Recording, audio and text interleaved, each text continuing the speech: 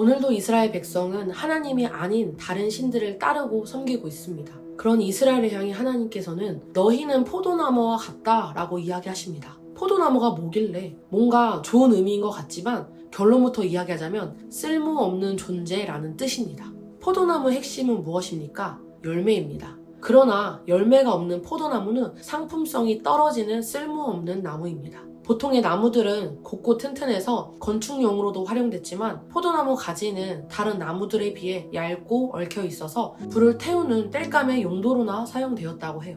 이스라엘 백성들은 하나님의 목적과 방향과는 다른 삶을 선택하며 살아가기 시작했습니다. 그런 그들을 보며 오늘 하나님께서는 마치 열매 맺지 못하는 포도나무와 같기에 불에 태우는 땔감으로 사용하겠다 이야기하는 것입니다.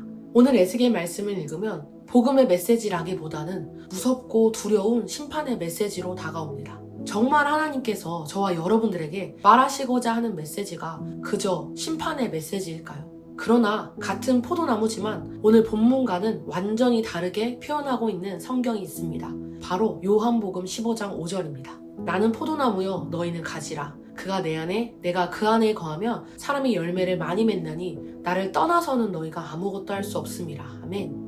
오늘 에스겔 말씀에서 말하는 결국 열매 맺지 못해 불에 태워져야만 하는 쓸모없는 포도나무와 같은 인간에게 하나님의 아들 예수 그리스도가 찾아오셨습니다. 그리고 그분은 우리가 평생 지고 가야만 하는 죄의 문제, 수고의 저주, 모든 수치 문제를 대신 짊어지시고 나무에 달리셨습니다. 그래서 이제는 더 이상 우리가 우리의 인생을 책임지는 주체가 내가 아니라 예수 그리스도께서 저와 여러분 인생의 포도나무가 되어주셨습니다. 그 말은 우리가 얼마나 잘났는지 얼마나 대단한지에 관계없이 이제는 우리 인생의 주인 되신 예수님께 붙어 있기만 하면 그분이 저와 여러분들의 삶을 책임지신다는 것입니다. 인간의 한계를 잘 아셨던 하나님께서 이제 이 땅에 예수 그리스도를 보내셔서 그분이 직접 참 포도나무가 되게 하셨고 이제 저와 여러분은 포도나무에 붙어있는 가지라고 재정의하십니다. 구약에서는 우리 존재 자체로는 연약하여 볼품없어 땔감으로만 사용되던 존재였으나 이제 참 포도나무 대신 예수님께 우리가 붙어있을 때 우리의 연약함이 강함으로 바뀌어지게 되고 우리의 어떠한 노력과 상관없이 은혜 안에 풍성한 열매를 맺을 수 있고 나를 위해 살던 삶에서 이제는 많은 이들에게 열매를 맛보게 해주는 기쁨 그 자체로 우리의 존재 자체를 바꾸셨습니다. 할렐루야. 이것이 바로 오늘 하나님이 저와 여러분에게 새롭게 주기 원하시는 진짜 복음의 메시지입니다. 세계 부자로 손꼽히는 유명한 록펠러의 이야기를 나누고 마무리하고 싶습니다. 그는 33세가 되었을 때 백만장자가 되었습니다. 43세에는 미국에서 가장 큰 규모의 회사를 소유했고 53세에는 억만장자가 되어 세계 최대 부호가 되었습니다. 그러나 그는 행복하지 못한 삶을 살았습니다. 왜냐하면 그는 알로피셔라는 탈모증 비슷한 병을 가지고 있었는데 머리카락과 눈썹이 빠지고 온몸이 초췌하게 말라가는 병이었습니다. 어느 날 그는 의사로부터 1년 이상 살 수 없을 것이라는 청천벽력 같은 이야기를 듣게 됩니다. 그는 당시 하루에 100만 불을 버는 사람이었지만 그날만큼은 그의 삶은 누구보다 불행한 삶이었습니다. 그러던 그가 밤새 괴로워하다가 이렇게 외칩니다.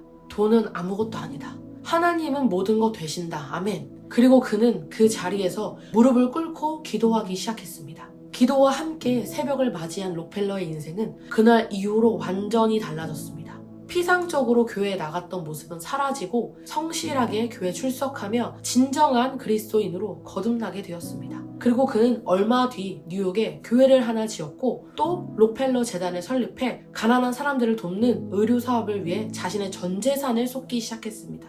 그리고 너무 신기한 것은 의사들은 그가 55세를 넘기기 힘들 것이라 이야기했지만 실제로 그는 98세의 인생을 마감하게 됩니다. 록펠러는 가진 것이 많아 남부러울 것 없던 사람이었습니다. 그런 그에게 질병이 찾아왔고 한순간에 그의 인생은 쓸모없는 의미를 상실한 버려진 포도나무와 같은 신세가 되었습니다. 그러나 그가 영원한 생명이신 참 포도나무 예수님께로 향할 때 이전보다 풍성하게 열매 맺는 인생이 되었습니다. 사랑하는 뉴송 가족 여러분, 결국 우리는 예수님과 함께할 때 비로소 완전해질 수 있습니다. 그렇지 않으면 신앙생활을 하면서도 사역을 하면서도 점점 생명을 잃어가는 소모전에 불과한 삶을 살게 될 수 있습니다.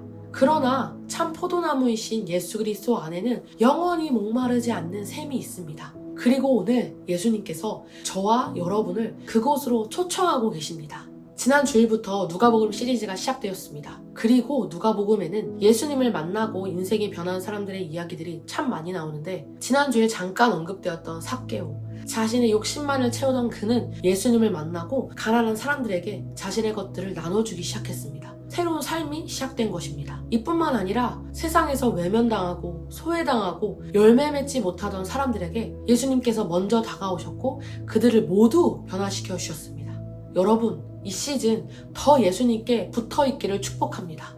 예수님과 함께함으로 여러분들의 가지에 열매가 주렁주렁 맺히게 되는 일들이, 또한 그 열매들을 통해 여러분 주변에 수많은 영혼들이 그 열매를 같이 맛보게 되는 시즌이 될 것입니다. 여러분 모두 사랑하고 축복합니다.